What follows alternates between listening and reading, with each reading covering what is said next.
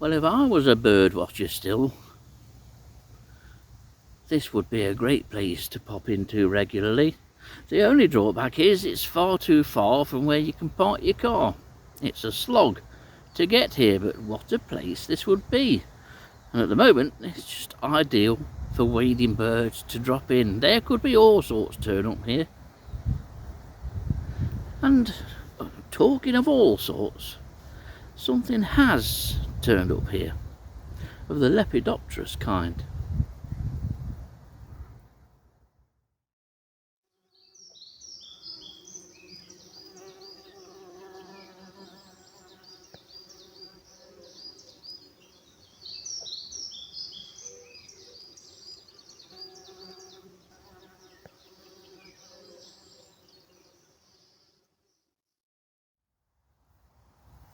Just at the side of this small lake here at Bevercoats Colliery, or Bevercoats Pit Wood as it's known now, there's an access track, and at the side of that access track it's well vegetated with sort of willow scrub, there's a bit of birch scrub, some Phragmites reeds developing, but a good range of flora, and amongst that flora is fleabane, Pulicaria if I remember right.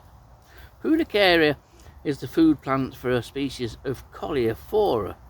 And a number of years ago, Dillis and I found Coleophora inulae on fleabane growing in one small clump really at the Warsop Main pit top site, just a few miles from where we live.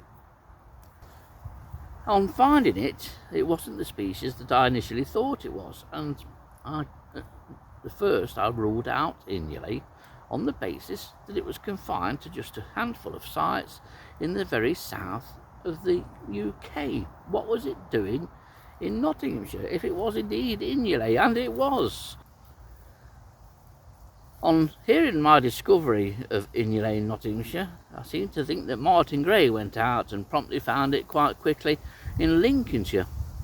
I've since found it again in Derbyshire at Plesley Pit Top, and now I've found it here at Bevercoats, and it's a very easy species to find.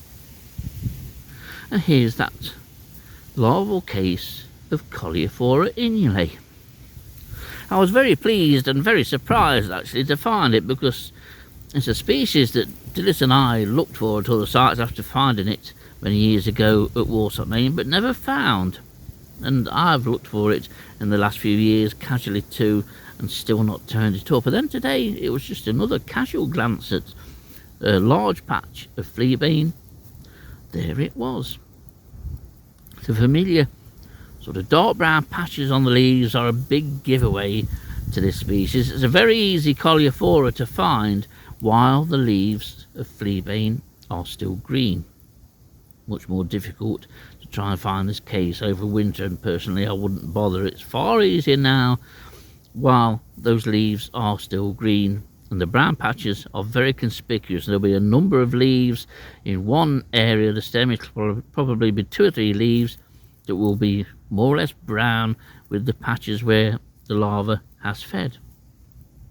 Like all Coleophora larvae, they live in a portable case created by leaf fragments or by silk, and then they will attach themselves to various parts of the plant. In the case of inulae here, it's always underneath, and then when the larva wants to feed, it simply comes out of its tube, which is fixed to the underside of the leaf, and then it feeds between the upper and lower surfaces of the leaves. It technically mines the leaves, and old blotches that it creates always have a small hole in which the larva entered and left the leaf to feed.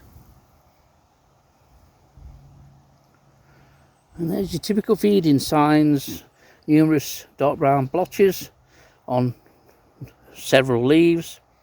And you notice on the middle leaf of the right hand 3 that there's a paler blotch. That's where the larva is currently residing. You can see the case just sticking out from underneath that.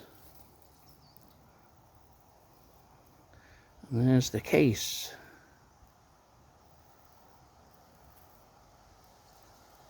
And they're very easy to see feeding signs of inulae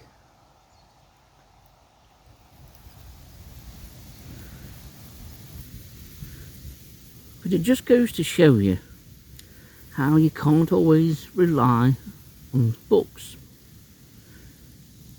In many instances, I've mentioned before, you can look at the distribution map of a species in a book, and because that book was printed often sort of 10-20 years before, its distribution is often well out of date, and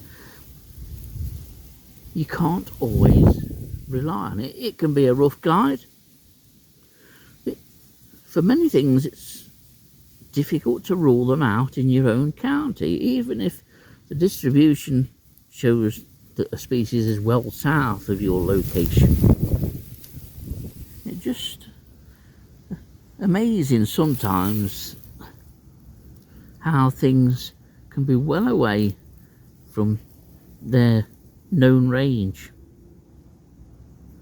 Coleophora inulae was one example, and there's certainly been other examples since, species which have occurred in Nottinghamshire well outside their previous normal northerly known range.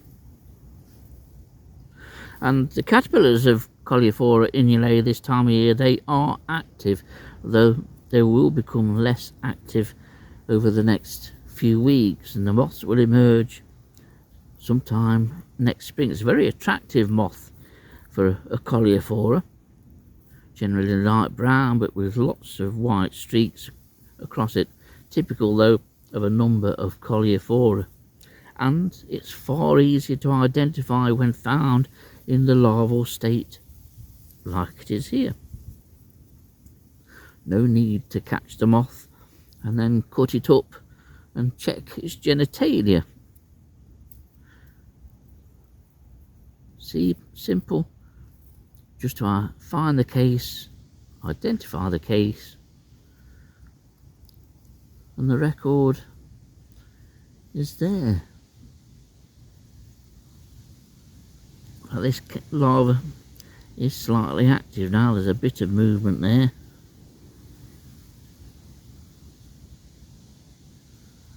But a nice surprise, a second Nottinghamshire record for Coleophora inulae on another former pit top. Just goes to show you what fabulous places our former colliery sites are.